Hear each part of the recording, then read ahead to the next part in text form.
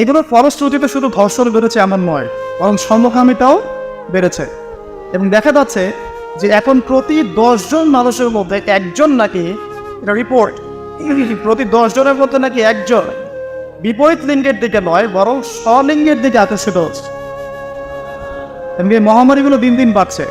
আমি যখন লেকচার শেষ করব তখন আপনাকে আমি কিছু হাদিস শোনাবো নবী সাল্লাল্লাহু আলাইহি ওয়াসাল্লামের এই যুগ সম্পর্কে কিছু ভবিষ্যৎবাণী। তখন আপনি মিলাতে পারবেন ইনশাআল্লাহ যে আসলে নবী সাল্লাল্লাহু আলাইহি ওয়াসাল্লাম কোন যুগটা সম্পর্কে সতর্ক বলছেন। তো মূল লেকচারে যাওয়ার আগে আমি আপনাদের কিছু পরিসংখ্যান শোনাচ্ছি, একটু মনোযোগ দিয়ে শুনুন।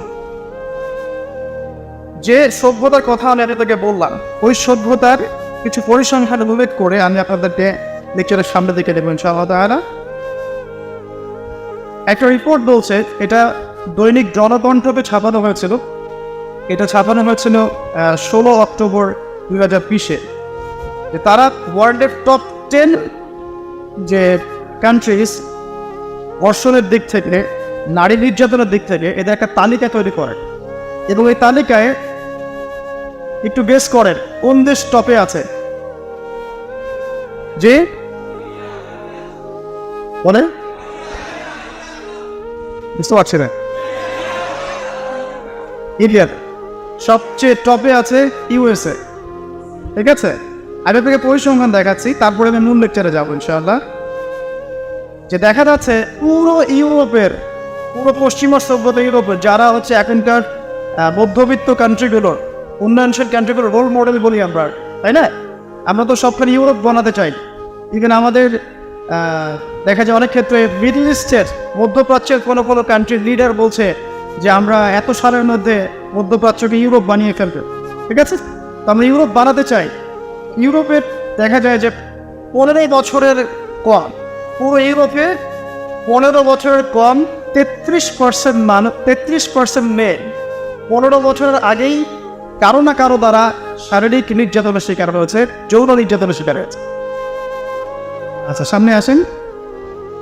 আমাদের পার্শ্ববর্তী দেশ ভারতের কথা এসেছে এখানে, যে প্রতি 22 মিনিটে একটা করে মেয়ে ভারতের নির্যাতনের শিকার হয়, যৌন নির্যাতনের শিকার। বাংলাদেশের সংখ্যাটা কত এটা আপনারা বের করবেন, আমি পরে দেখছি।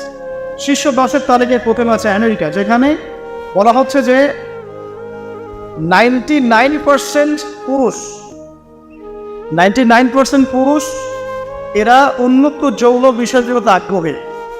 ঠিক আছে, 1% পুরুষ চাচ্ছে যে ফ্যামিলি হোক, নর্মাল আমি ইসলামিক টাইপে চিন্তা করি, ফ্যামিলি হোক, বিয়ে শাদী হোক, তারপরে বাচ্চা কাচ্চা হবে, এটা তারা 1% মানুষ চায়। ফ্রি সেক্সুয়াল যে রেভলিউশন, এটাতে 99% পুরুষ বিশ্বাস করে। তারপরে আসেন, তারা বলছেন যে এখানে আমেরিকাতে প্রতি 6 জন মেয়ের মধ্যে একজন ধর্ষণের শিকার, প্রতি 6 জন মেয়ের মধ্যে একজন ধর্ষণের শিকার হন। এবং যে পরিসংখ্যানগুলো করা হয়েছে এটা মাত্র 16% কেসের ভিত্তিতে, বাকিরা কেসই করেন। যারা কেস করেছে, এই কাগজপত্র আছে, এর মধ্যে দেখা যায় প্রতি 6 জনের একজন ধর্ষণের শিকার। তো এরপরে দ্বিতীয় নাম্বার তালিকায় আনা হয়েছে সাউথ আফ্রিকা, দক্ষিণ আফ্রিকা। এটাকে বলা হয় ধর্ষণের রাজধানী। কি বলা হয়? ধর্ষণের রাজধানী। এখানে দেখা যায় যে শুধু 2012 সালেই, অনলি 2012 সালেই 65,000 ধর্ষণের ঘটনা রয়েছে।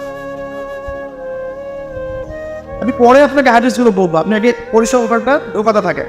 65,000 ধর্ষণের ঘটনা ঘটেছে শুধুমাত্র সাউথ আফ্রিকাতেই। আর সাউথ আফ্রিকার 4,000 নারীর উপর জরিপ করে দেখা গেছে যে তাদের মধ্যে প্রতি 3 জনে একজন জীবনে একবার না একবার একজন পুরুষের দ্বারা যৌন সহিংসতার শিকার হয়েছে, প্রতি 3 জনে।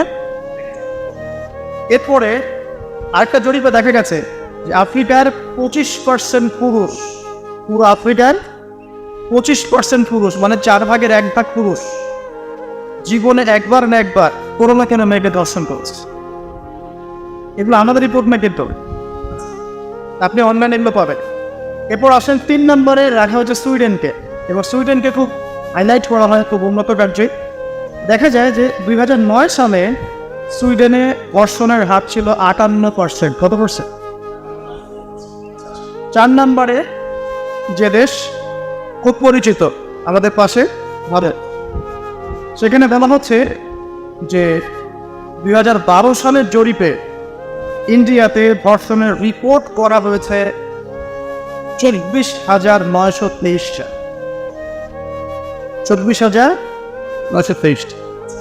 আসলে তারপরে একজন রিপোর্টে বলছে প্রতি 22 মিনিটে সেখানে একজন মেয়ে ধর্ষিত হচ্ছে। 5 নম্বরে আছে যুক্তরাজ্য, মানে ইংল্যান্ড, যেটাকে আমরা বলি যে ওই যে রানী এলিজাবেথ মারা গেলেন, খুব শোক পালন করলাম না। আচ্ছা, তো তাদের মধ্যে বলা হচ্ছে যে প্রতি বছর গড়ে 85,000 নারী সেক্সুয়াল অ্যাবিউজের শিকার হয়, মানে যৌন হয়রানির শিকার হয়েছে। এছাড়া প্রায় 4 লক্ষ নারী এ পর্যন্ত 2012 সাল থেকে এই পর্যন্ত, মানে 2022 পর্যন্ত, লাস্ট 10 বছরে 4 লক্ষ নারী কোনো না কোনোভাবে পুরুষের দ্বারা যৌন নির্যাতনের শিকার হয়েছে, যার মধ্যে 25 থেকে 30% হচ্ছে শিশু, মানে বাচ্চা মেয়ে। তারাই তো আবার আমাদেরকে বলছে যে বিয়ের বয়স তোমরা তো কমাই দেয়। আচ্ছা নিলাম, সামনে যাই। জার্মানির পরিসংখ্যান, জার্মানি হচ্ছে এখন 6 নম্বর। জার্মানিতে বলা হচ্ছে যে সরকারি হিসেব মতে এখানে 2,40,000 নারী এবং কিশোরী জার্মানিতে ধর্ষণের শিকার হয়ে মারা গেছে। এই পর্যন্ত নিশ্চয়ই। তারপরে আরেকজন হিসাবে বলছেন যে প্রযুক্তিতে জার্মানি এগিয়ে আছে ঠিকই, তবে 65,07,394 জন নারী এই পর্যন্ত জার্মানিতে ধর্ষণের শিকার হয়েছে, পুলিশের নথিতে রিপোর্ট আছে। আসলে সামনে এটা গেল জার্মানি কথা। এরপর ফ্রান্সের সেম কথা, 75,000 নারী প্রতি বছর ধর্ষণের শিকার হচ্ছে, যাদের মধ্যে 10% হচ্ছে শিশু। এবং ক্যানাডার কথাও এখানে আছে, ক্যানাডাও লিস্টের মধ্যে হচ্ছে 8 নম্বরে, যেখানে বলা হচ্ছে এই পর্যন্ত 25,16,918 জন রিপোর্ট করেছে। এবার বলতে থাকে শেষ হবে না। 9 নম্বর আছে শ্রীলঙ্কা এবং 10 নম্বরে আছে ইথিওপিয়া। এই হলো 10টা দেশের তালিকা। আলহামদুলিল্লাহ এখানে বাংলাদেশের নাম নাই। শুধু তাই না, বাংলাদেশ না, এই টপ 10 এর মধ্যে কোনো মুসলিম কান্ট্রির নাম নাই। ঠিক আছে, তো এরপরেও তারা দেখবেন বোরখা, হিজাব, নারীর স্বাধীনতা, নারীকে লুকিয়ে রাখছো, হ্যাঁ তোমরা পোশাক নিয়ে বেশি কথা বলো, বাড়াবে, এই কথাগুলো ওরাই এদেরকে শিখায়। তবে খুশি হওয়ার কিছু নাই, আমি একটু বাংলাদেশের কয়েকটা ঘটনা শুনি, তারপরে সামনে যাই। ঠিক আছে, আপনার ভিডিও তো হচ্ছে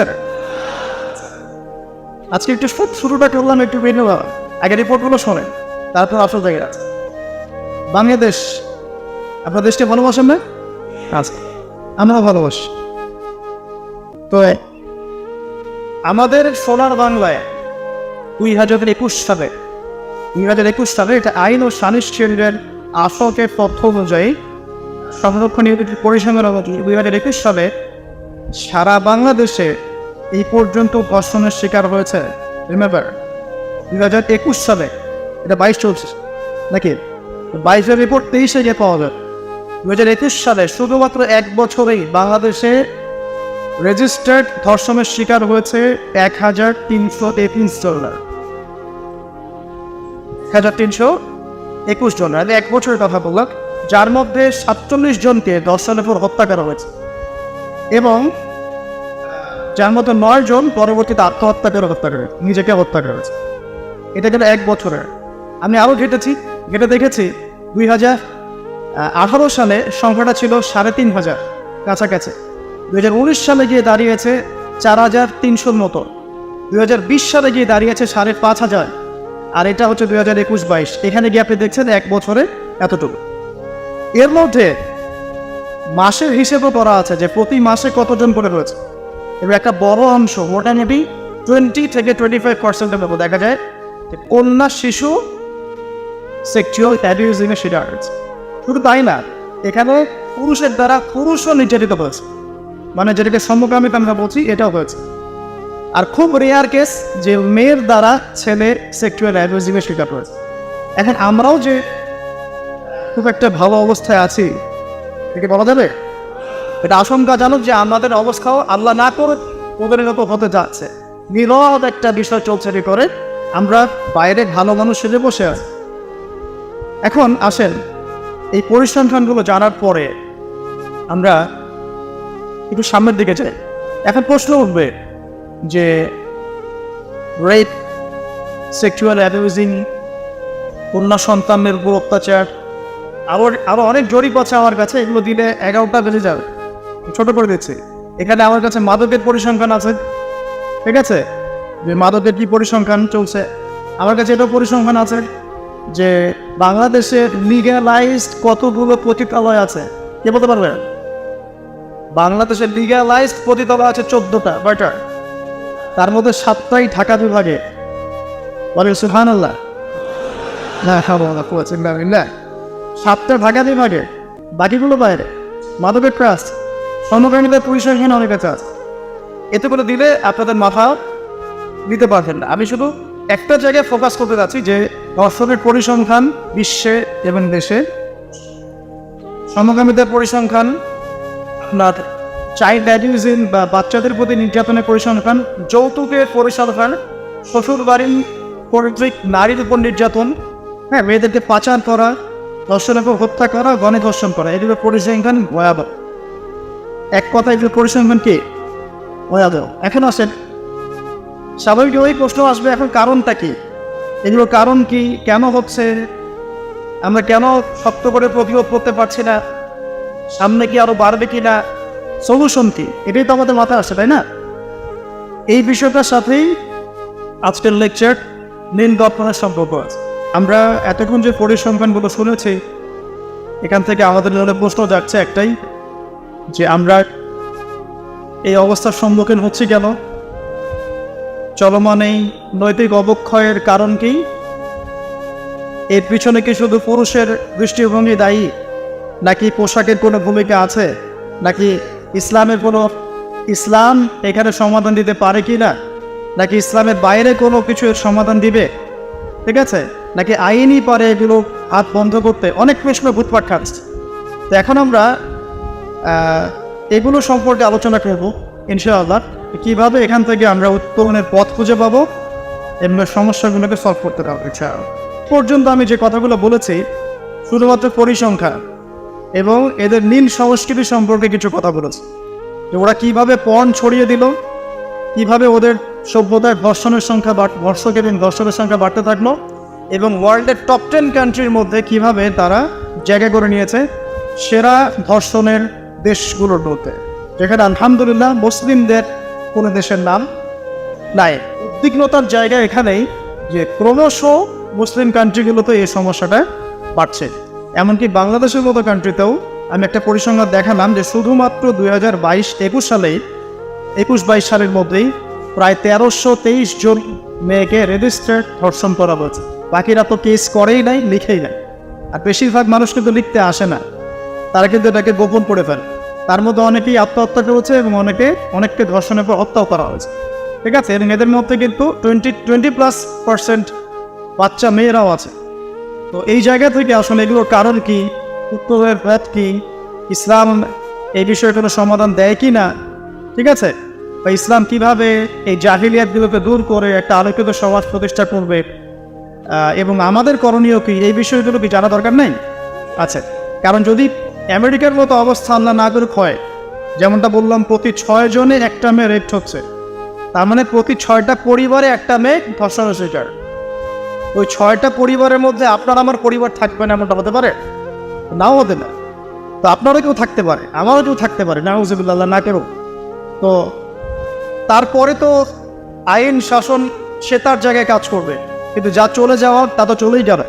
তো এই যে অবক্ষয় এবং নীল সংস্কৃতির মহামারী, এখানে ইসলামিক সলিউশন নিয়ে আমরা একটু কথা বলব। তো কথা বলার আগে আমি আপনাদেরকে এমন একটা ঘটনায় নিয়ে যেতে যাচ্ছি, যেই ঘটনাটা এই পুরো মহাবিশ্বের মধ্যে একটা হিস্টোরিক্যাল ঘটনা।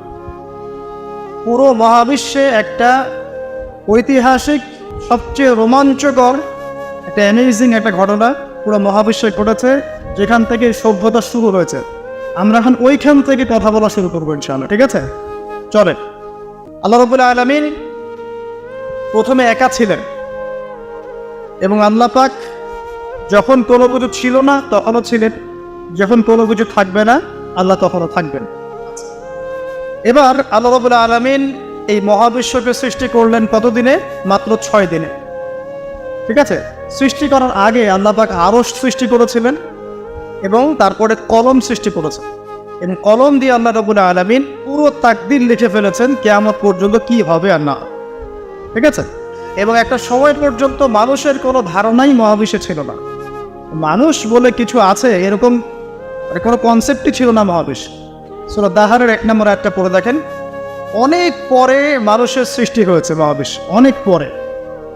এর আগে আল্লাহ পাক অন্যান্য মাখলুক সৃষ্টি করেছেন, জিন সৃষ্টি করেছেন, ফেরেশতা সৃষ্টি করেছেন ইত্যাদি। তো এই ঘটনা আল্লাহ পাক বলছেন সূরা বাকারা এবং সূরা আরাফ, এখানে মিক্স করে আমি বলছি। আল্লাহ পাক বলছেন ওয়াইজ ক্বালা রাব্বুকা লিল মালাইকা ইন্নী জাইলুন ফিল আরদি খলিফা। আল্লাহ পাক ফেরেশতাদেরকে ডেকে বলছেন যে আমি পৃথিবীতে আমার খলিফা পাঠাতে চাই। খলিফা পাঠাতে চাই, আল্লাহর খলিফা। তো আল্লাহর খলিফাকে, যে ব্যক্তি আল্লাহ পাকের বিধিবিধান মেনে চলে সে আল্লাহর খলিফা, তাই তো? যে আল্লাহ পাকের বিধিবিধান মানে না, এর প্রচার করে না বা প্রতিষ্ঠাও করে না, বা আল্লাহর বিধানের 5 পয়সা তোয়াক্কা করে না, সে কি আল্লাহর খলিফা? সে শয়তানের খলিফা, এই তো। এখন ফেরেশতাগণ বললেন যে আপনি কি এমন কাউকে সৃষ্টি করবেন যে পৃথিবীতে গিয়ে ফাসাদ সৃষ্টি করবে আর রক্তপাত ঘটাবে? আমি খুব শর্ট করে বলছি। এখন দেখুন ওয়ার্ল্ডের দিকে তাকিয়ে মানুষ কিন্তু এই দুইটা কাজই করছে, হয় ফিতনা ফাসাদ সৃষ্টি করছে অথবা দেখবেন রক্তপাত ঘটাচ্ছে।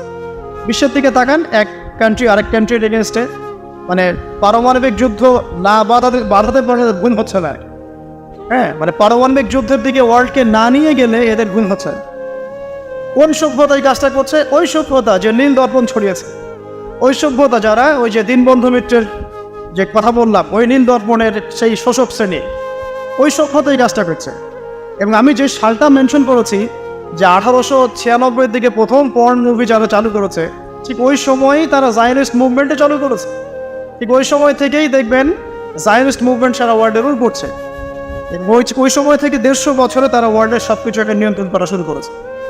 ওইদিকে আমি যাচ্ছি না, এদিকে আসেন। আল্লাহ পাক ফেরেশতাদের কাছ থেকে যে দুটো কথা শুনলেন, আপনি কি এমন কাউকে সৃষ্টি করবেন পৃথিবীতে যে হয় ফাসাদ সৃষ্টি করবে অথবা রক্তপাত ঘটাবে? পৃথিবীতে মানুষ এখন তাই করছে, এভরি সিঙ্গেল সেক্টর মানুষ ফাসাদ সৃষ্টি করছে। এবার এসে দেখেন আল্লাহ পাক বলেন ইন্নী আ'লামু মা লা তা'লামুন, আমি যা জানি তোমরা তা জানো না। মানে এর বাইরেও আল্লাহর এমন কিছু নিবেদিত প্রাণ বান্দা থাকবে যারা আল্লাহ পাকের হুকুম আহকাম কায়েমন বাক্যে মেনে চলে, আছে না? এদেরকেই বলা হয় মুসলিম। আদম আলাইহিস সালাম মুসলিম ছিলেন না? নূহ আলাইহিস সালাম মুসলিম ছিলেন, নবী মুসা, ইব্রাহিম, ঈসা সবাই মুসলিম ছিলেন না? তো যুগে যুগে যারাই আল্লাহ পাকের আদেশ মেনে চলেছে এরা সবাই মুসলিম ছিলেন। ইসলাম নতুন কোনো ধর্ম নয়, কিন্তু এটা চির প্রাচীন একটা রিলিজন। এটাই সবচেয়ে সনাতন রিলিজন, ঠিক আছে? এটা সবচেয়ে প্রাচীন রিলিজন এবং সবচেয়ে নতুন, সবচেয়ে আধুনিক। তো আল্লাহ পাক এটাই বলছেন ইন্নী আ'লামু মা লা তা'লামুন, আমি যা জানি তোমরা সেটা জানো না। এবার আল্লাহ রাব্বুল আলামিন আদম আলাইহিস সালামকে সৃষ্টি করলেন। কি থেকে সৃষ্টি করলেন? কাদা মাটি থেকে। মনে থাকবে তো নাকি? কি থেকে সৃষ্টি করলেন? কাদা মাটি থেকে। এবার আদম আলাইহিস সালামকে সৃষ্টি করে আল্লাহ রাব্বুল আলামিন সমস্ত নাম শিক্ষা দিলেন। এখানে নাম মানে হচ্ছে জ্ঞান, নাম মানে শুধু আব্দুর রহমান, আব্দুর রহিম এই বিষয়টা নয়, কিন্তু নাম মানে পুরো মহাবিশ্বের যে মৌলিক জ্ঞানগুলো, যে জ্ঞানগুলো উপকারী, যা আদম আলাইহিস সালাম নিতে পারবেন, আল্লাহ পাক সেগুলো তাকে শিক্ষা দিলেন। শিক্ষা দেওয়ার পরে ফেরেশতাদের সামনে তাকে হাজির করে উপস্থাপন করে আল্লাহ পাক বললেন যে তোমরা এই নামগুলো বলে দাও দেখি। তো কোনো ফেরেশতা এই নামগুলো বলতে পারবো না। তারা বলল লা ইলমা লানা ইল্লা মা আল্লামতানা, আল্লাহ আমাদের তো জ্ঞান নাই, যে আপনি শিখিয়েছেন অতটুকু জ্ঞান আছে, এগুলো আমরা জানি না। আল্লাহ পাক আদম আলাইহিস সালামকে বললেন তুমি নামগুলো বলে দাও। আদম আলাইহিস সালাম এবার দেধারসে সব নাম বলে দিলেন। তো এই জ্ঞানতাত্ত্বিক বিজয়ের ফলেই আল্লাহ রাব্বুল আলামিন এবার বললেন ওয়াইসকুলনা লিল মালাইকাতি ইসজুদু লি আদম। আল্লাহ পাক এবার ফেরেশতাদেরকে বললেন তোমরা এখন আদমকে সিজদা করো। তো আল্লাহ পাক সমস্ত ফেরেশতাদেরকে দিয়ে আমাদের পিতা আদম আলাইহিস সালামকে সিজদা করালেন। একটু ভেবে দেখুন যে আমাদের পিতা আদম আলাইহিস সালাম, তাকে আল্লাহ পাক পুরো মহাবিশ্বের সমস্ত ফেরেশতাদেরকে দিয়ে সিজদা করিয়েছে। আমরা সেই আদমের সন্তান। তো এখন যখন আমরা নামাজ পড়ি না, যাকাত দেই না, রোজা রাখি না, হ্যাঁ, সুদ খাই, ঘুষ খাই, জেনা করি, দুর্নীতি করি, তখন কি আমাদের মধ্যে এই ফিলিংসটা কাজ করে যে আমরা সে আদমের সন্তান আলাইহিস সালাম, আমাদের পিতাকে আল্লাহ পাক এত সম্মানিত করেছিলেন, ফেরেশতাদেরকে দিয়ে সিজদা করিয়েছেন? আমরা কিন্তু এটা ফিলিংস আমাদের মধ্যে কাজ করে না। যাই হোক, আল্লাহ পাক বললেন ফাসাজাদু, সবাই সিজদা করলো ইল্লা ইবলিস। কে করলো না? ইবলিস করলো না। একটা নতুন সত্তাকে পেলাম, এর নাম কি? ইবলিস। এ কি ফেরেশতা না জিন? এ জিন। কানা মিনাল জিন। আচ্ছা, সে জিনদের মধ্যে একজন ছিল। সে কিন্তু অনেক জ্ঞানী ছিল এবং আল্লাহ পাকের অনেক বেশি ইবাদত করেছিল এবং মহাবিশ্ব সম্পর্কে কিন্তু ওর জ্ঞান আছে। ঠিক আছে, এবার আসেন, সিজদা না করার কারণ হিসেবে আল্লাহ পাক তাকে জিজ্ঞাসা করলেন, মা মানাআকা আল্লা তাসজুদা ইযা আমারতুক, তোমাকে যে আমি আদেশ করলাম আদমকে সিজদা করো, তুমি কেন সিজদা করলেন? আল্লাহ পাক তাকে জিজ্ঞাসা করলেন কেন সিজদা করলেন। মা মানাআকা, কি তোমাকে বারণ করব? আল্লাহ পাকের কি জিজ্ঞাসা করার কোনো দরকার আছে? আল্লাহ পাকের আদেশ লঙ্ঘন করেছে, আল্লাহ পাক বের করে দিতে পারতেন, তাই না? আল্লাহ পাক জিজ্ঞাসা করলেন, দেখেন কৈফিয়ত, জবাবদিহিতা। এবার ইবলিস বলছে যে আনা খায়রুম মিন, আমি তার চেয়ে উত্তম, আমি আদমের থেকে উত্তম। খলাকতানি মিন নার ওয়া খলাকতাহু মিন তিন, আমাকে তুমি সৃষ্টি করেছো আল্লাহ আগুন দিয়ে, আদমকে সৃষ্টি করেছো মাটি দিয়ে, আমি কেন তাকে সিজদা করব? তাহলে এখানে ইবলিস আল্লাহকে বোঝানোর চেষ্টা করছে যে আল্লাহ আপনি ভুল, আমি সঠিক না। ব্যাপারটা তাই না? যে আমি তার থেকে উত্তম, আমি কেন তাকে সিজদা করব? সে তো মাটির তৈরি, আমি তো আগুনের তৈরি। মানে সে নিজেকে সঠিক প্রমাণ করার চেষ্টা করলো এবং আদা ওয়াস্তাকবার, সে অবাধ্য হলো, অহংকারে প্রদর্শন করলো। অহংকার করা, অবাধ্য হওয়া এবং এই বাতিল কিয়াস, এর ফলশ্রুতিতে আল্লাহ পাক তাকে বললেন যে তুমি এখান থেকে বের হয়ে যাও, ফাখরুজ মিনহা ফাইন্নাকা রাজিম, এখান থেকে বের হয়ে যাও, তুমি হচ্ছে অভিশপ্ত। ঠিক আছে, মাযউমান মাদউরা, অভিশপ্ত হয়ে, লাঞ্ছিত হয়ে এখান থেকে নেমে। এখানে অহংকার করার তোমার কোনো অধিকার নাই। এবার এই জায়গা থেকে আসল জায়গা শুরু। আসেন, আমাদের নীল সংস্কৃতিটা মাথায় রাখে। ঠিক আছে, এবার ইবলিস চ্যালেঞ্জ করছে আল্লাহকে, রব্বি আনজিরনি ইলা ইয়াউমি ইউবআসুন। ইবলিস আল্লাহকে বলছে রব্বি, ইবলিস আল্লাহকে বলছে রব্বি, হে আমার রব, আনজিরনি, আমাকে অবকাশ দিন, ইলা ইয়াউমি ইউবআসুন, ওই দিন পর্যন্ত যেই দিন সবাইকে পুনরুত্থিত করা হবে, মানে কিয়ামত দিবস পর্যন্ত আমাকে অবকাশ দিন। তাহলে কিয়ামত যে হবে এই জ্ঞানটা আগে থেকেই ছিল মহাবিশ্বে, এটা নতুন কোনো জ্ঞান না, আগে থেকেই সবাই জানতো কিয়ামত হবে। ইবলিস এখন ওই সুযোগটা যাচ্ছে, আমাকে কিয়ামত পর্যন্ত অবকাশ দিন, হায়াত দিন। আল্লাহ পাক বললেন ফাইন্নাকা মিনাল মুনযারিন, যাও, তোমাকে অবকাশ দেওয়া হবে। এবার ইবলিস বলছে ফাবিমা আগওয়াইতানি, হে আল্লাহ, যে আদমের কারণে তুমি আমাকে এই যে বের করে দিলে, ফাবিমা আগওয়াইতানি লা কুদান্না লাহুম সিরাতাকাল মুস্তাকিম। চ্যালেঞ্জটা শোনেন, একটু মনে রাখেন, আমাদের পিতাকে সম্মানিত করা হয়েছে, ইবলিস তাকে সিজদা করে নাই, ইবলিসকে বের করে দেওয়া হয়েছে। ইবলিস এবার চ্যালেঞ্জ করছে, যে আদমের কারণে তুমি আমাকে আজকে বের করে দিলে আল্লাহ, আমি ওর সরল পথে ওত পেতে বসে থাকবো। সারা জীবন এই কথাটা মনে রাখলে আমরা লাভবান হব ইনশাআল্লাহ। শয়তান ওত পেতে বসে আছে, শুধু তাই না, সুম্মা লাআতিয়ান্না মিন বাইনি আইদিহিম, এরপরে অবশ্যই আমি তার সামন থেকে আসবো। কার সামন থেকে? আদম এবং তার সন্তানদের। মিন বাইনি আইদিহিম ওয়া মিন খালফিহিম, পিছন থেকে আসবো। ওয়া আন আইমানিহিম, তার ডান দিক থেকে আসবো। ওয়া আন শামাইলিহিম, তার বাম দিক থেকে আসবো। ওয়া লা তাজিদু আকসারাহুম শাকিরিন, আদম সন্তানের বেশিরভাগকেই তুমি শুকরগুজার পাবেন। ইবলিসের কথা ঠিক আছে? হিস্ট্রি ঘেটে দেখেন, বেশিরভাগ মানুষ কি আল্লাহ দ্রোহী না আল্লাহওয়ালা? বেশিরভাগ মানুষ আল্লাহ দ্রোহী। বেশিরভাগ মানুষ কি নামাজি না বেনামাজি? বেশিরভাগ লোক কি সুদ খায় না খায় না? বেশিরভাগ লোক এখন দেখেন মাদক খাচ্ছে না খাচ্ছে না? ম্যাক্সিমাম পর্ন দেখে কি দেখে না? ম্যাক্সিমাম জেনা করছে কি করছে না? বেশিরভাগই আল্লাহ দ্রোহী। খুব অল্প কিছু মানুষ, মুসলিমদের সংখ্যাই বা কত, তাদের মধ্যেও অল্প কিছু মানুষ খাঁটি আল্লাহওয়ালা আছে। এরপরেও দেখবেন আমাদের মধ্যে দুনিয়া প্রীতি আছে, অন্যের হক আত্মসাৎ আছে, ধর্ষণ আছে, পরকীয়া আছে, দুর্নীতি আছে, আছে না? অন্যের মাল লুণ্ঠন আছে, ডাকাতি চুরি আছে। তো বেশিরভাগ তুমি বেশিরভাগকেই শুকরগুজার পাবেন। ঠিক আছে, আল্লাহ পাক শুনলেন, তাকে বেরো করে দিলেন। এবার আদম আলাইহিস সালামকে ডেকে তার পাজর থেকে হাওয়া আলাইহিস সালামকে সৃষ্টি করলেন। ইনি হচ্ছেন ইতিহাসের পুরো মহাবিশ্বের প্রথম নারী কে? হাওয়া আলাইহিস সালাম, এবং তিনি ছিলেন সবচেয়ে সুন্দরী নারী। এটা অনেকে জানি না। দুইজন নারীর কথা এসেছে সবচেয়ে সুন্দরী, একজন হাওয়া আলাইহিস সালাম, একজন হচ্ছেন ইব্রাহিম আলাইহিস সালামের স্ত্রী সারা আলাইহিস সালাম। আপনারাও সুন্দরী নেককার স্ত্রী পাবেন ইনশাআল্লাহ, যদি আপনার নিজে পবিত্র থাকে। নিজে পবিত্র না থাকলে দেখবেন পবিত্র মেয়ে পাবেন। আর এই যুগে পবিত্র থাকা কত কঠিন বললাম, 92% ফোন দেখে, 92% ফোন দেখে। আচ্ছা, এবার আসেন, ইয়া আদম, আল্লাহ পাক ডেকে বলছেন আদম আলাইহিস সালাম, ইয়া আদম উসকুন আনতা ওয়া যাওজুকাল জান্নাহ, তুমি আর তোমার স্ত্রী দুজনে এখন জান্নাতে থাকো। ফাকুলা মিন হাইথু শিকতুমা রাগাদা, মানে ফাকুলা মিনহা রাগাদান হাইথু শিকতুমা, তোমরা এখান থেকে যা ইচ্ছা তাই খেতে পারো, ঠিক আছে?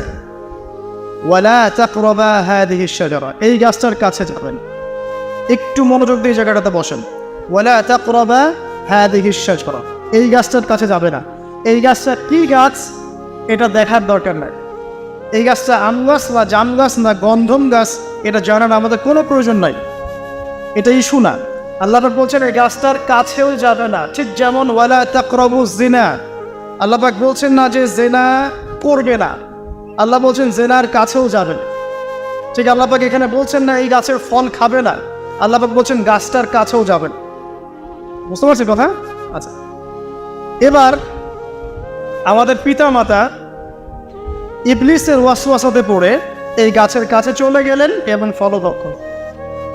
ফাদাল্লাহুমা বিগুরুর ফালাম্মা যাকা আশ-শাজারা বাদাত লাহুমা সাওয়াতুন।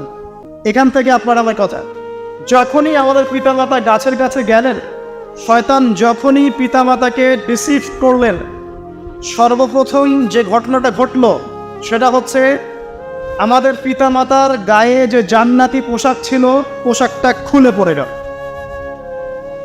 জান্নাতে সবার সামনে আমাদের পিতা আবার এবং মাতাকে শয়তান প্ররোচিত করে গাছের কাছে নিয়ে গিয়ে নগ্ন করে দিয়েছে। লজ্জা, কি লজ্জা! আমাদের পিতা মাতাকে শয়তান শুধু ডিসিভ করে নাই, শয়তান বলেছিল হাল আদুল্লুকা আলা শাজারাতিল খুলদি ওয়া মুলকিন লা ইয়াবলা, এ আদম আমি কি তোমাকে এমন গাছের কথা বলে দিব না যে গাছের ফল খেলে তুমি চিরস্থায়ী জীবন পেয়ে যাবে এবং তুমি ফেরেশতাও হয়ে যেতে পারো। চিরস্থায়িত্বের টোপ, ক্ষমতার টোপ, এই দুইটা টোপ দিয়ে আদম আলাইহিস সালামকে গাছের কাছে নিয়ে আসা হয়েছে। এখন আপনি পৃথিবীতে তাকিয়ে দেখবেন যারাই পৃথিবীতে বিভ্রান্ত হচ্ছে এই দুইটা কারণে, বেশিরভাগ ক্ষমতার কারণে অথবা চিরস্থায়িত্বের যে মোহ, বাড়ি গাড়ি টাকা কড়ি স্ট্যাটাস। আমার কথা কি ধরতে পারছে? কোরআনটাকে একটু গভীরভাবে পড়ার চেষ্টা কর। এবার ফল খাওয়ার সাথে সাথেই আল্লাহ পাক তাদেরকে বের করে দেননি, না, ফল খাওয়ার সাথে সাথে পুরো মহাবিশ্বে প্রথমবারের মতো আদম আলাইহিস সালাম এবং হাওয়া আলাইহিস সালাম তাদের গায়ের পোশাক খুলে পড়ে গেছে, তারা নগ্ন হয়ে গেছে। একটু পরে আমি আরেকটা পড়ে শোনাচ্ছি আপনাদের। এরপর আল্লাহ রাব্বুল আলামিন কি বলছেন? আল্লাহ পাক বলছেন যখনই গা থেকে কাপড়টা খুলে পড়ে গেল তখন আমাদের পিতা মাতা কি করলেন? জান্নাতের পাতাগুলোকে ছিঁড়ে ছিঁড়ে লজ্জাস্থান ঢাকা শুরু করবে। কি লজ্জা! ওখানে অনেক ফেরেশতা ছিলেন হয়তো। জান্নাতে সবার সামনে পিতা মাতাকে নগ্ন, পল্টন ময়দানে কেউ জোর করে আপনাকে যদি নগ্ন করে ফেলে আপনার কেমন হয়? একটা মেয়েকে যখন জোরপূর্বক রেপ করা হয় ওই মেয়েটার তার চেয়েও বেশি খারাপ লাগে নিশ্চয়ই। আপনাকে যদি সবাই মিলে পল্টন ময়দানে 1 লাখ লোক জড়ো করে যদি আপনাকে নগ্ন করে ফেলে বা নগ্ন করে পিটায়, আপনার আমার যেমন লাগবে, একটা মেয়েকে রেপ করলে সেই মেয়েটার হয়তো তার চেয়ে বেশি খারাপ লাগে। আমাদের পিতা মাতাকে নগ্ন করে ফেলা, কে নগ্ন করলেন? শয়তান। আচ্ছা, সামনে যায়। এবার গাছের পাতা ছিঁড়ে তারা লজ্জাস্থান ঢাকতে লাগলেন। আল্লাহ রাব্বুল আলামিন বলছেন যে ওয়ানাদাহুমা রাব্বুহুমা, এবার তাদের রব তাদেরকে ডাকলেন। আল্লাহ পাক ডেকে বললেন আলাম আনহাকুমা আন তিলকুমা শাজারা, আমি কি তোমাদেরকে এই গাছ থেকে নিষেধ করি নাই, এই গাছের কাছে যাবে না? ওয়া কুল লাকুমা ইন্নাশ শাইতানা লাকুমা আদুউম মুবিন, আর আমি কি তোমাদেরকে বলি নাই যে শয়তান তোমাদের প্রকাশ্য শত্রু? আমি কি তোমাদেরকে এটা বলি নাই? এবার আদম আলাইহিস সালাম, হাওয়া আলাইহিস সালাম তারা অনুতপ্ত হলেন, আল্লাহর দিকে ফিরে আসলেন। আল্লাহ পাক তওবার দোয়া শিখিয়ে দিলেন। আল্লাহ পাক এত দয়া করলেন, তওবার দোয়াটা শিখিয়ে দিলেন দেখেন আদম আলাইহিস সালামকে তওবার দোয়া শিখিয়ে দেওয়া হচ্ছে, কিন্তু ইবলিসকে কিন্তু আল্লাহ পাক ছাড় দেন না। আমাদেরকে আল্লাহ পাক কত ভালোবাসেন। ইবলিস সিজদা করে নাই, বের হয়ে যায়। জিজ্ঞাসা করেছেন কেন করলে না, সে পাল্টা যুক্তি দিয়েছে, তওবা করে নাই, আল্লাহ পাক বের করে দিয়েছে। আদম আলাইহিস সালামকেও বললেন তোমাকে নিষেধ করি নাই গাছের কাছে যেতে, তিনি বললেন আল্লাহ আমার ভুল হয়ে গেছে, তওবা করলেন। এই যে তওবা করা, এটা আদম সন্তানদের ফিতরত এবং খাসলত, যে আমরা ভুল করবো তওবা করব। ইবলিস এই কাজটা করে নাই। তখন আল্লাহ শিখিয়ে দিলেন এই দোয়াটা। কোন দোয়া? রব্বানা যালামনা আনফুসানা ওয়া ইন লাম তাগফির লানা ওয়া তারহামনা লানাকুনান্না মিনাল খাসিরিন। এই দোয়া পড়ার সাথে সাথে আল্লাহ পাক তাকে মাফ করে দেন। তবে মাফ করে দেওয়ার পরে জান্নাতে আর থাকা হলো না, জান্নাতের সে অনন্ত জীবন আর হলো না। সেখান থেকে আল্লাহ রাব্বুল আলামিন এই পৃথিবীতে, নশ্বর পৃথিবীতে নামিয়ে দিলেন। নামিয়ে দেওয়ার পরে আল্লাহ পাক বলে দিলেন পৃথিবীতে যাচ্ছ যাও, তুমি, তোমার স্ত্রী এবং শয়তান, তোমরা সবাই এখান থেকে নেমে যাও। ফাইম্মা ইয়াতিয়ান্নাকুম মিন্নি হুদার, তোমাদের কাছে আমার পক্ষ থেকে হেদায়েত আসবে। ফামান তাবিআ হুদায়া ফালা খাউফুন আলাইহিম ওয়ালা হুম ইয়াহজানুন, যারা আমার হেদায়েতগুলো মেনে চলবে তাদের কোনো ভয় নাই, কোনো দুশ্চিন্তা নাই, তোমরা আবার এই জান্নাতে ফিরে আসবে ইনশাআল্লাহ। ঠিক আছে? ওয়াল্লাযীনা কাফারু ওয়া কাযযাবু বিআয়াতিনা, কিন্তু যারা আমার আয়াতকে মিথ্যা প্রতিপন্ন করবে এবং অস্বীকার করবে, ফাউলাইকা আসহাবুন নার, এরাই হবে জাহান্নামের অধিবাসী। হুম ফিহা খালিদুন, তারা সেখানে চিরস্থায়ী হবে। কার সাথে চিরস্থায়ী হবে? ওই ইবলিসের সাথে। এবার আল্লাহ পাক পৃথিবীতে নামিয়ে দেওয়ার পর এখন দুটো কথা। পৃথিবীতে নামিয়ে দেওয়ার পর আল্লাহ পাক বলছেন ইয়া বানি আদম, আমাদেরকে বলছেন হে আদম সন্তান, قد أنزلنا عليكم لباسا يواري سوآتكم وريشا, হে আদম সন্তান, আমি তোমাদের জন্য আসমান থেকে লেবাস পাঠিয়েছি। قد أنزلنا عليكم لباسا, আমাদের পূর্বপুরুষরা গাছের ছালপাতা পরে ঘুরতো না, এটা মিথ্যা কথা, সমাজবিজ্ঞান বইগুলোতে লেখা আছে। আল্লাহ পাক নিজে বলছেন ইয়া বানি আদম, হে আদম সন্তান, সূরা আরাফ, قد أنزلنا عليكم لباسا, আমি তোমাদের জন্য লেবাস, পোশাক পাঠিয়েছি। সুবহানাল্লাহ পড়বেন না? কোন পোশাক? জান্নাতে তো পোশাক খুলে গেল, আল্লাহ পাক পোশাক পাঠালেন, যে পোশাক দিয়ে ইউআরি সাওয়াতিকুম ওয়ারিশা, তোমরা তোমাদের লজ্জাস্থানকে আবৃত করবে এবং সৌন্দর্য শোভা বর্ধিত করবে। ওয়া লিবাসুত তাকওয়া যালিকা খায়র, তবে মনে রেখো তাকওয়ার যে পোশাক এটা সবচেয়ে উত্তম। তাকওয়ার পোশাক মানে বাহ্যিক হতে পারে, রুহের পরিশুদ্ধতাও হতে পারে। রুহের পরিশুদ্ধতাকেও তাকওয়া বলা হয়। আর লিবাসুত তাকওয়া এমনও বলা যায়, আমরা নর্মাল যে পোশাকটা পরি এর চাইতে ঢিলে ঢালা একটা পোশাক পরা, যেটাতে আমাদের তাকওয়া, পরহেজগারিতা বোঝা যায়। এদিকে আমি পরে আসছি ইনশাআল্লাহ। যালিকা মিন আয়াতিল্লাহ, আল্লাহ পাক বলছেন পোশাক হচ্ছে আল্লাহ পাকের নিদর্শন। পোশাক কি? আয়াত। আল্লাহ পাকের নিদর্শন হচ্ছে পোশাক। পোশাক কার সাথে সম্পৃক্ত তাহলে? পোশাক কার সাথে সম্পৃক্ত? আল্লাহর সাথে সম্পৃক্ত। পোশাক হচ্ছে আল্লাহ নিদর্শন। এই চন্দ্র, সূর্য, গ্রহ, নক্ষত্র, ইনসান, এগুলো যেমন আল্লাহ নিদর্শন, ড্রেস কোড, পোশাক হচ্ছে আল্লাহ পাকের নিদর্শন। যালিকা মিন আয়াতিল্লাহ লাআল্লাকুম ইয়াযাক্কারুন, লাআল্লাহুম ইয়াযাক্কারুন, যাতে করে তারা উপদেশ গ্রহণ করতে পারে। এই আয়াত থেকে আমরা বুঝতে পারছি যে পোশাক আল্লাহ পাক নাজিল করেছেন, এটা আল্লাহ পাকের নিদর্শন। এবার সবচেয়ে ইম্পর্টেন্ট আয়াত, আল্লাহ রাব্বুল আলামিন বলছেন, লিসেন ভেরি কেয়ারফুলি, ইয়া বানি আদম, শুনুন, আল্লাহ পাক বলছেন হে বনু আদম। কাদেরকে বলছেন? বনু আদম মানে কারা? আমরা। আল্লাহ পাক এবার আমাদেরকে বলছেন ইয়া বানি আদম, হে বনু আদম, লা ইয়াফতিনান্নাকুমুশ শাইতান, খুব ভালো করে শোনেন ভাই। সিজদা ইবলিস করলো না, অহংকার প্রদর্শন করল, আল্লাহর সাথে চ্যালেঞ্জ করল, আল্লাহ রাব্বুল আলামিন ওকে বের করে দিলেন। আদম আলাইহিস সালাম এবং আমাদের মাকে জান্নাতে রাখলেন, ফলের কাছে, গাছের কাছে যেও না, চলে গেলেন। তারপর তারা নগ্ন হয়ে গেলেন, পোশাক খুলে পড়ে গেল। এত কিছুর পরেও আল্লাহ পাক ক্ষমা করে দিলেন, ক্ষমা করে দুনিয়াতে হেদায়েত পাঠালেন, আবার জান্নাতে যাওয়ার প্রতিশ্রুতি দিলেন, পোশাকও নাজিল করলেন। এবার আরো একটা কথা বলছেন আল্লাহ, এটা হচ্ছে লা ইয়াফতিনান্নাকুমুশ শাইতান, দেখো তোমাদেরকে শয়তান যেন ওর ফিতনায় না ফেলে। লা ইয়াফতিনান্নাকুমুশ শাইতান, কামা আখরাজা আবাওয়াইকুম মিনাল জান্নাহ, ঠিক যেভাবে শয়তান তোমাদের পিতামাতাকে জান্নাত থেকে বের করে দিয়েছিল, এভাবে শয়তান যেন তোমাদেরকে আর ফিতনায় ফেলতে না পারে। মানে পৃথিবীতে শয়তান যেন তোমাদেরকে এমনভাবে প্ররোচিত করতে না পারে যে তোমরা আবার জান্নাতে যাওয়া থেকে বঞ্চিত হয়ে যাও, আবার জাহান্নামের পথে হেঁটে যাও। মনে রেখো যে ইয়ানজিউ আনহুমা লিবাসাহুমা লিয়ুরিয়াহুমা সাওআতিহিমা, এটা হচ্ছে কথা। তোমরা মনে রেখো, হে বনু আদম, তোমরা মনে রেখো যে শয়তান কিন্তু তোমাদের পিতা মাতার পোশাক খুলে ফেলেছে, যাতে করে তাদের সতর এবং লজ্জাস্থান উন্মোচিত হয়ে যায়।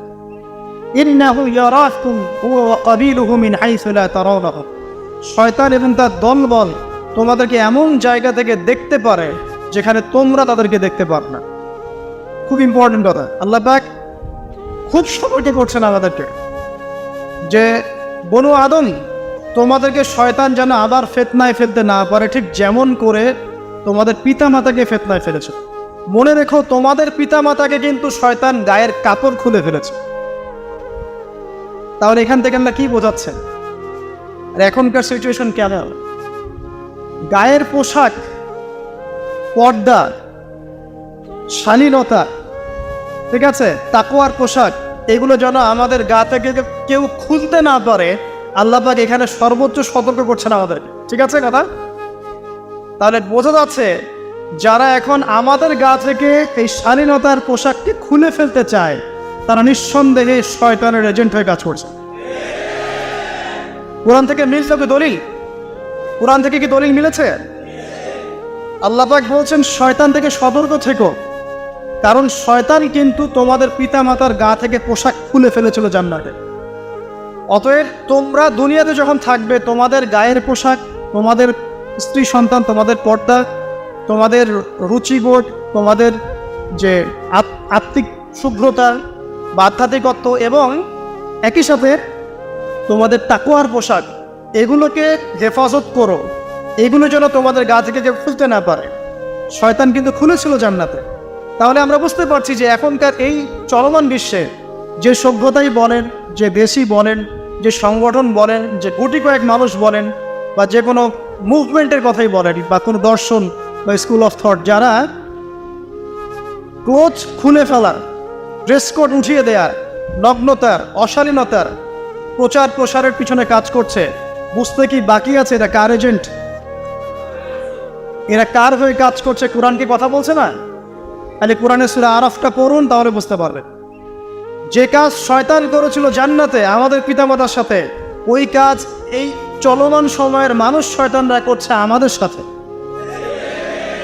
এখানে জিন শয়তান কাজ করছে না তো, এখানে চলমান সময়ের মানুষ শয়তানরা আমাদের এবং আমাদের মা বোনদের গা থেকে কাপড় খুলে ফেলার চেষ্টা করছে।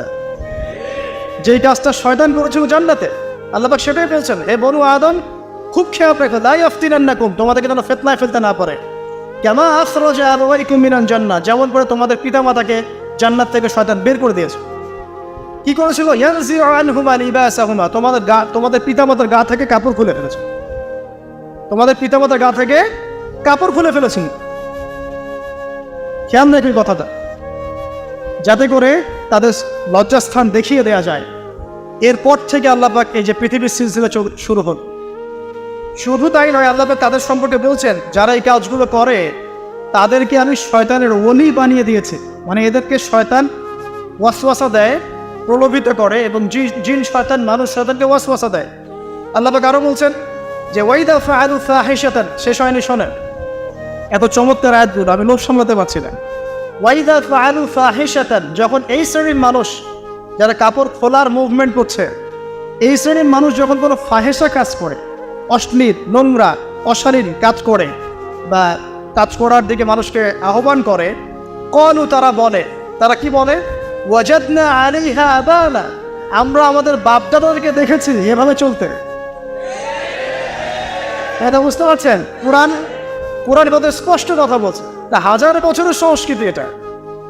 এভাবেই আমার ব্লাউজ ছাড়া আমার মা শাড়ি পরতো, এইভাবে। না, হাজার বছরের সংস্কৃতি চলে আসছে। আল্লাহ পাক এটাই বলছেন, ওয়াইদা ফাআলু ফাহিশাতান ক্বালু তারা বলে ওয়াজাদনা আলাইহা আবানা, আমরা আমাদের বাপ দাদাদেরকে দেখেছি এভাবেই করতে।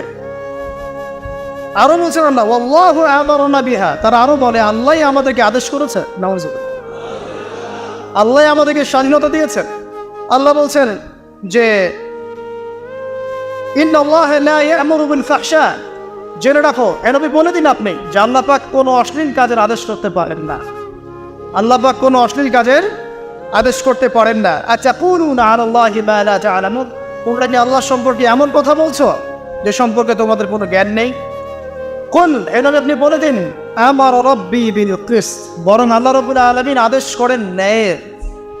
আল্লাহ অন্যায় অশ্লীল কোনো কাজের আদেশ করতে পারেনি, বরং আল্লাহ পাক ন্যায়ের আদেশ করেন।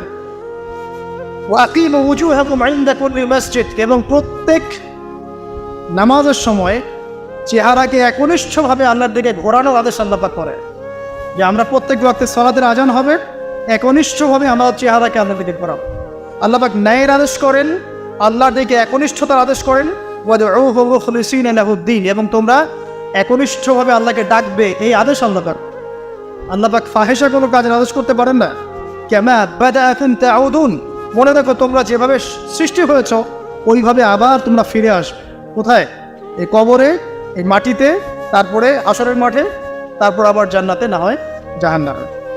ফারিকুন হাদা ওয়া ফারিকুন হাক্কা আলাইহিমুদ দালালা, এটা নির্ধারিত হয়ে গেছে যে কিছু মানুষ হকের উপর থাকবে আর কিছু মানুষ পথভ্রষ্টতার উপর থাকবে।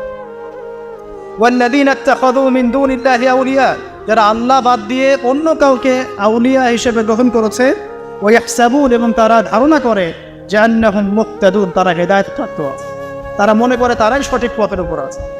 তো এই যে পৃষ্ঠাটা সূরা আরাফের প্রথম 2-3 পৃষ্ঠা আপনি যদি পড়েন, আপনি ঐতিহাসিক একটা ঘটনা পাবেন। প্রথম কিভাবে শুরু হলো জামা খুলে ফেলার ধারণা, সেটার সিলসিলা চলতে চলতে চলতে চলতে আজকে এই পর্যায়ে এসেছে।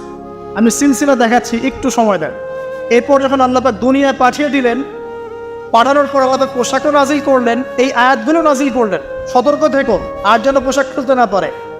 এই কারণেই হয়তোবা এই কারণেই পৃথিবীর বড় বড় যে রিলিজিয়নগুলো আছে, আদম আলাইহিস সালাম থেকে শুরু করে মুহাম্মদ সাল্লাল্লাহু আলাইহি ওয়াসাল্লাম পর্যন্ত, প্রত্যেক প্রধান ধর্মের ধর্মগ্রন্থে আপনি পাবেন পর্দার কথা। শুধু ইসলামে না, এটা রং কনসেপ্ট। শুধু ইসলামে পর্দার কথা আছে, এটা ভুল কথা। অন্যান্য প্রতিটা ধর্মগ্রন্থেই হোক, সেটা তাওরাত, ওল্ড টেস্টামেন্ট বা নিউ টেস্টামেন্ট, বা আপনার বেদ, প্রতিটা ধর্মগ্রন্থেই আপনি পর্দার কথা পাবেন। বেদের মধ্যে লেখা আছে যে পরপুরুষের সামনে যেন উন্মুক্তভাবে কোনো নারী না যায়, সেজন্য আওয়াজ করে না হাঁটে, সেজন্য তার চক্ষু নিচু রাখে। এই কথাগুলো কোরআনে নাই? আছে। ওল্ড টেস্টামেন্টে আছে যে কোনো মেয়ে যদি তার চুল দেখায়, তার শাস্তি হচ্ছে ওর চুল কেটে ফেলতে হবে। এটা খ্রিস্টানদের ধর্মগ্রন্থ। জিউস, যারা সারা বিশ্বে মুসলিমদের উপর নির্যাতন করছে, ওদের ধর্মগ্রন্থেও লেখা আছে ইসহাক আলাইহিস সালাম যখন আসছেন তখন একজন বেগানা নারী, তিনি নিজেকে পর্দায় ডেকে ফেলছেন। তো পর্দার কথা শুধুমাত্র ইসলামে আছে এমন নয়। আমরা যদি পুরো হিস্ট্রিটা ঘাঁটি, আদম থেকে মুহাম্মদ সাল্লাল্লাহু আলাইহি ওয়াসাল্লাম পর্যন্ত দেখবে প্রত্যেক প্রধান ধর্মগ্রন্থেই এই পর্দার কথাটা আছে, সান্যতার কথা আছে, এবং আপনার তাকওয়ার পোশাকের কথা আছে, চক্ষু নিচু করার কথা আছে, এবং এই অশ্লীলতা, জেনা, ব্যভিচার, পরকীয়া থেকে দূরে থাকার কথা আছে। তাহলে এটা কেন? কারণ আল্লাহ পাক যে বলছেন মনে রেখো শয়তান যে তোমাদের বাবা মার পোশাক খুলে ফেলেছিল, তার মানে আদম সন্তানরা এটা ভালো করেই মনে রেখেছিল। কথা বুঝতে পারছেন? এবার আপনি কোরআন ঘেটে ফেলেন।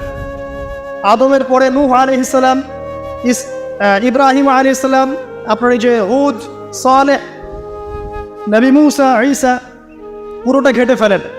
আপনি আমাকে একটা কম দেখান, একটা জাতি দেখান যে জাতিটা কাপড় খুলে নগ্ন হওয়ার কারণে আল্লাহর আযাবে ধ্বংস হয়েছে। একটা কম দেখ আছে? আমি দেখাবো, আছে। আপনি আমাকে দেখান। আপনি কি? হ্যাঁ, লূত আলাইহিস সালাম। আমি আসছি ওইদিকে পরে। আদম থেকে নিয়ে মুহাম্মদ সাল্লাল্লাহু আলাইহি ওয়াসাল্লাম পর্যন্ত অনেক পাপের কারণে অনেক কম ধ্বংস হয়েছে। শিরিক করেছে, আল্লাহ ডুবিয়ে মেরে দিয়েছে।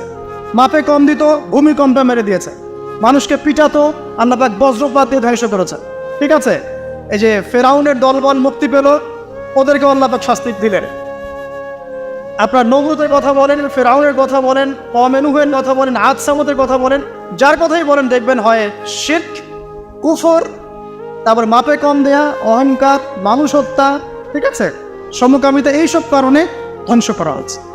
কিন্তু নগ্ন হয়ে ঘোরার কারণে, বুঝতে পারছি না, বেপরদায় চলার কারণে আল্লাহ পাক কোনো কওমকে ধ্বংস করেছেন এমন সরাসরি কোনো এক্সাম্পল দিতে পারবেন? খুব রেয়ার, খুব সূক্ষ্মভাবে খুঁজতে হবে। এর কারণ কি জানেন? কারণ সভ্যতার শুরু থেকে ওই যে ঘটনাটা ঘটলো, তারপর থেকে মানব জাতি সচেতন ছিল যে তারা পোশাক উন্মুক্ত করে ঘুরতো না কেউ, আর যাই করুক না কেন পোশাক ঠিক রাখতো। কথা বুঝতে পারছেন? কোরআন দলিল, কোরআনে খুঁজে দেওয়া খুব ডিফিকাল্ট হচ্ছে, কারণ মানুষ আর যত পাপই করুক না কেন অ্যাটলিস্ট পোশাকটা ঠিক মতো পড়ে। এটা ভালো পোশাক পরে আরবের লোকরা হয়তো মূর্তি পূজা করছে, আরবের মেয়েরা হয়তো ব্যভিচার করেছে, কিন্তু ভালো পোশাক পরে ফেলেছে। আমাদের মতো বিকিনি সংস্কৃতিতে করে নাই কিন্তু, ঠিক আছে, ওখানে আলখাল্লা যে পোশাকটা সেখানেই করেছে। তো এটা একটা প্রমাণ বহন করে যে কোরআনের শুরু থেকে শেষ পর্যন্ত ঘেটে ফেললে আপনি খুব খুব কম পাবেন যে কোনো কম বেপরদায় চলার কারণে আল্লাহর গজবে ধ্বংস হয়ে গেছে। তবে 3টা এক্সাম্পল পাওয়া যায়। কয়টা? 3টা। এটা আমি আপনাকে খুঁজে দিচ্ছি আপনার গবেষণার সাথে। এক নাম্বার হচ্ছে আপনার কওমে লূত। লূত আলাইহিস সালামের কওম ছিল সমকামী, এরা পুরুষে পুরুষে জেনা করতো, আল্লাহ পাক ধ্বংস করে দিয়েছে।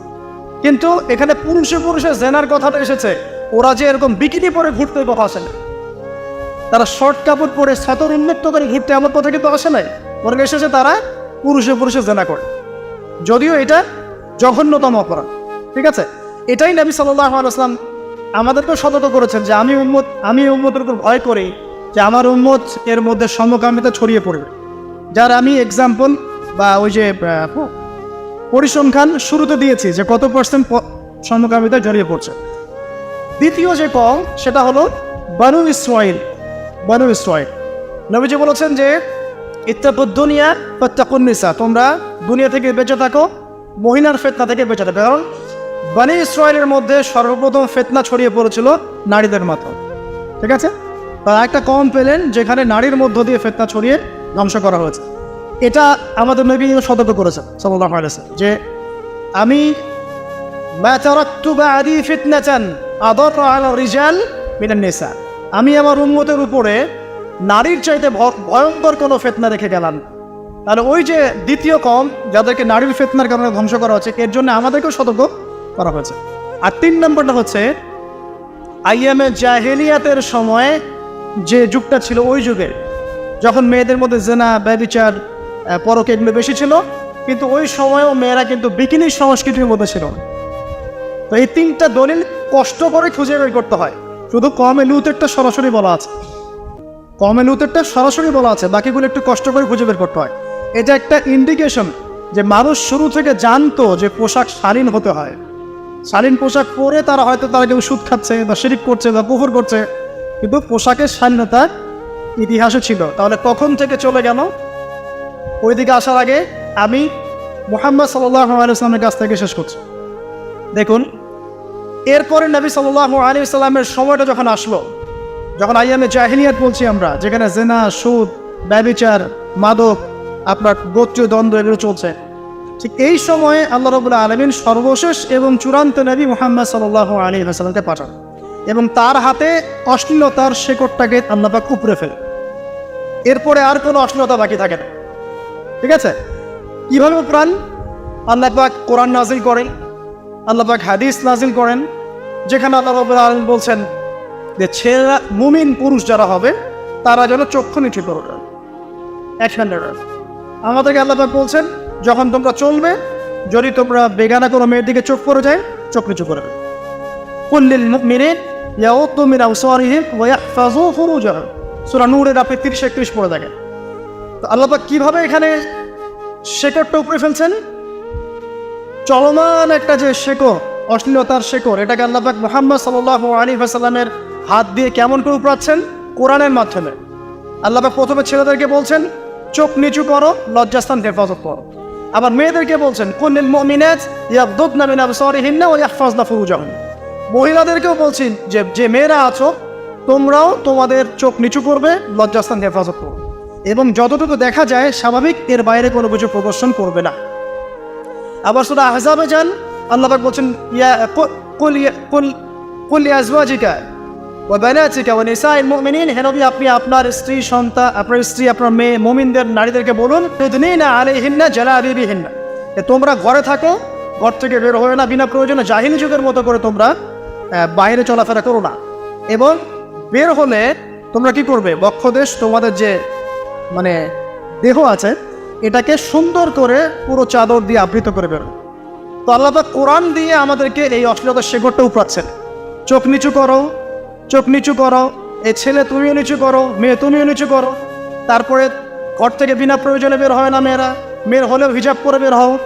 ছেলেদেরকে বলছেন যে তোমাদের পোশাক হতে হবে এইরকম, সতর এরকম থাকবে, তাকওয়ার পোশাক আরও উত্তম। মেয়েদেরকে হিজাব করতে বলছেন। শুধু পর্দার বিধান দিয়ে আল্লাহ ক্ষান্ত হচ্ছে না, এটা গেল শুধু একটা রুলস। তারপর আল্লাহ পাক আমাদেরকে 5 ওয়াক্ত নামাজ পড়াচ্ছেন, রমজান মাসে রোজা রাখাচ্ছেন, কোরআন তেলাওয়াত করাচ্ছেন, জিকির করাচ্ছেন, এগুলো করাচ্ছেন না, যাকাত দেওয়াচ্ছেন, আমর বিল মারুফ নাহি আনিল মুনকারের মধ্যে রাখছেন, ভালো কাজের মধ্যে আল্লাহ পাক আমাদেরকে রাখছেন, যাতে করে আমরা ওই অশ্লীল পথে না পা বাড়াই। শুধু প্র্যাকটিক্যাল থিওরিটিক্যাল একটা